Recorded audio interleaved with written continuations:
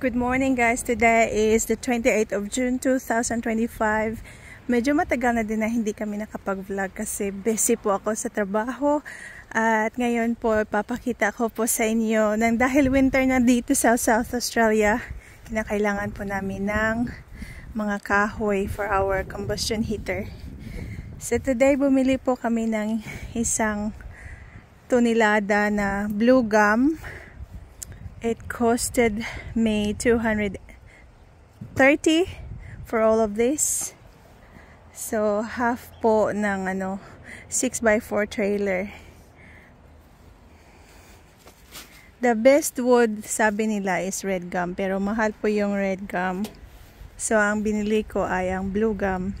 And Stephanie's helping me today piling up all the woods. Actually, marami po kaming mga kahoy dito na naimbak, pero mostly kasi for kindling lang yung mga maliliit. So, yan po guys. And also, yung mga kahoy dito ay hindi po siya magkasya sa aming heater. Kaya kailangan siyang putulin muna or sisibakin muna. Pero, nasira po kasi yung aking sibak. I'm gonna show it to you. Naputol po kasi yung handle. So that's my axe. Ayan. Dito naman marami akong mga malalaking logs. At kinakailangan ng chainsaw yung iba. Pero wala po kasi akong pamputol ng kahoy. And Stephanie is there. Hello, Steph.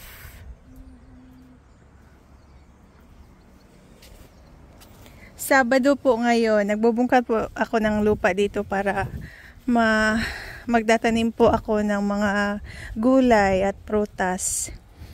So as of today, ganyan po ang itsura ng aking garden. So ang dalawang puno na yan, binili ko sa nursery, sa Morgan Park Nursery. At ang tawag po dyan ay pineapple guava or feijoa. So bumili po ako ng dalawa. The price po ng bawat isa niyan ay $15.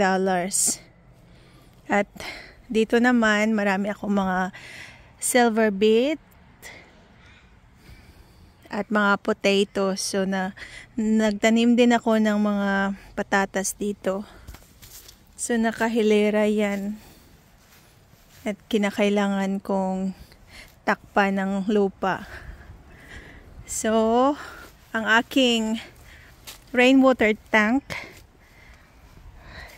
which is mga 5,400 liters, ay punong-puno na po siya kasi we got lots of rain this week at umaapaw na po.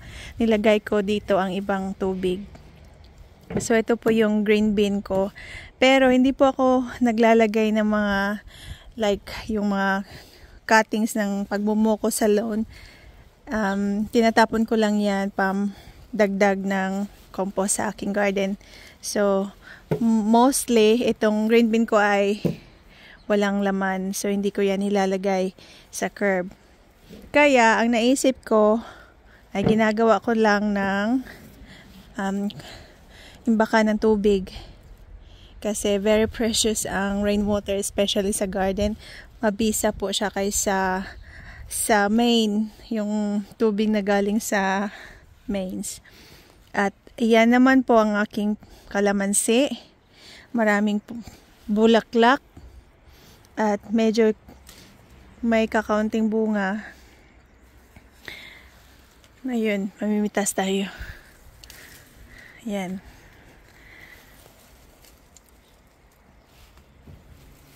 At ang puno naman na ito ay tinatawag na loquat. Pero hindi po yan akin, sa kapitbahay. Ito po yung bakod namin, nasira na. Na kailangan yung palitan, pero wala mo ng allocated fund for that.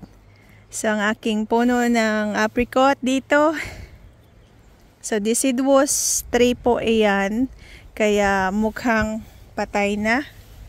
Pero when it comes sa pagdating ng spring, mabubuhay uli yan. See? Meron din ako mga garlic dito. Halo-halo na to. May mga weeds, merong potato, merong sweet potato, meron ding celery. That's a celery seedlings. Merong purple carrot at mga parsley. That is parsley. Silver beets. Meron ding strawberries.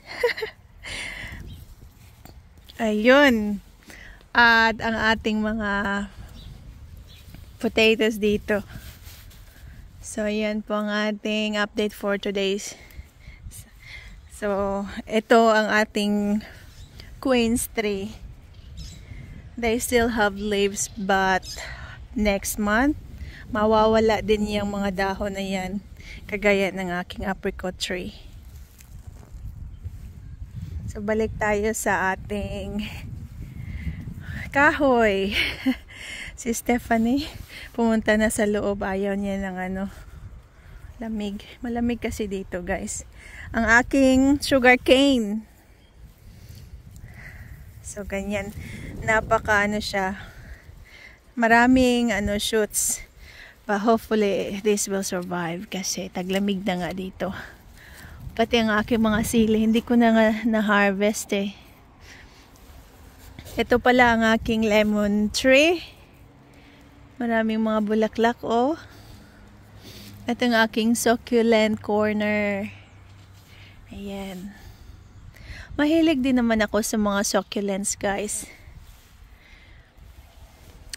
At maraming mga kahoy dyan na hindi magkasya sa aking wood heater. So, dito naman tayo sa aking puno ng mandarin. Mandarin po ito. Ang kakaiba niyan, it's a bit bigger than the calamansi.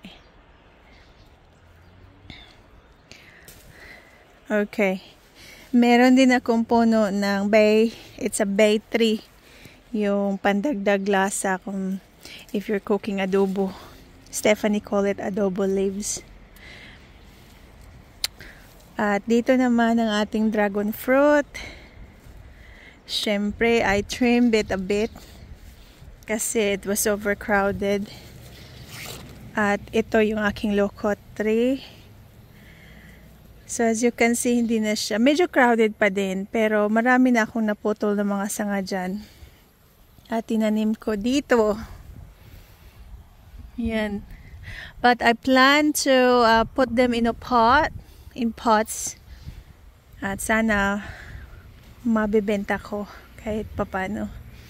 At I was really sad the other day I found out yung aking mga pumpkin ay kinain ng mga daga. So yan po ang nangyari sa aking mga pumpkin. Syempre hindi na pwedeng kainin kaya tinapon ko na lang dito. Sayang nga eh. Nilagay ko ito sa veranda namin in last month ko ito na-harvest eh.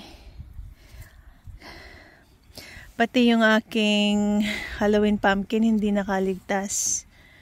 Yan po ang nangyari dyan. Itong mga trombonsino pumpkin na ito. Ayan po. Diba? Kinot-kot ng daga. Oh, you're back. I can see the neighbor. They're lighting their wood fire. May aso doon, guys. Oh. You're still not doing it? If you're not helping, I'm not helping either. I will help. Alright, let's do it. You're taking too long. Okay, let's go do it. She wants me to help unload this trailer. Okay, guys. Ayan na ang ating end of this vlog.